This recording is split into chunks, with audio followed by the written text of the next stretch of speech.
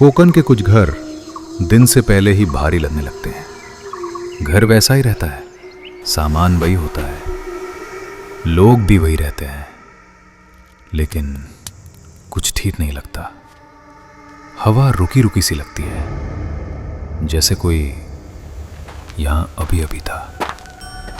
और तब लोग कहते हैं इस घर में हड़ड़ है। हड़ड़ की कहानी डर से नहीं जुड़ी होती।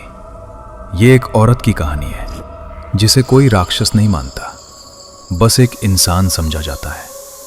एक औरत जिसकी जिंदगी पूरी होने से पहले अधूरी रह गई। कोकण में हड़ड़ उसे कहा जाता है जिसकी डिलीवरी के समय या डिलीवरी के कुछ दिनों के भीतर मौत हो जाती है, और इसी मान्यता को हड़ड़ कहा जाता है। मौत हमेशा शोर के साथ नहीं आती, कभी कभी मदद पास ही होती है, लेकिन पहुंच नहीं पाती। सब कुछ बहुत जल्दी हो जाता है। कोई रोया नहीं, कोई ठहरा नहीं, जैसे उसकी जरूरत कभी मानी ही नहीं गई।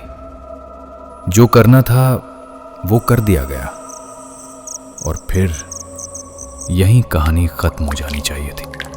मौत के बाद सब कुछ एक साथ नहीं बदलता। सबसे पहले जगह बदलती है। कमरे वैसे ही रहते हैं, पर महसूस अलग होता है। पानी वहां जमा होने लगता है जहां उसका होना नहीं चाहिए।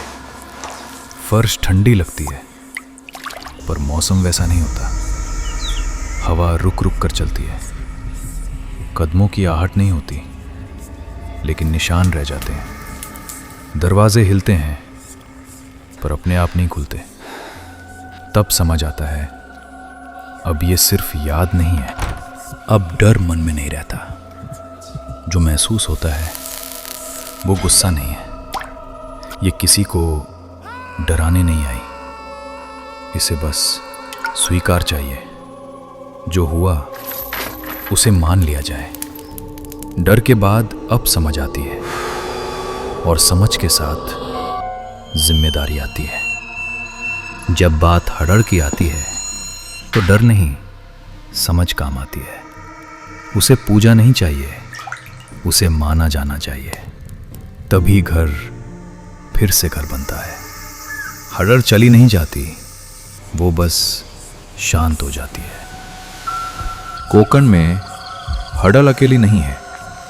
यहाँ हर रास्ता सिर्फ रास्ता नहीं होता, क्योंकि हर आत्मा कुछ कहकर नहीं जाती। कुछ कहानियां दूसरी कहानियों को जन्म देती हैं। जो इस कहानी के बाद हुआ वो मैंने अभी तक नहीं बताया। अगर जानना है तो सब्सक्राइब कर लीजिए।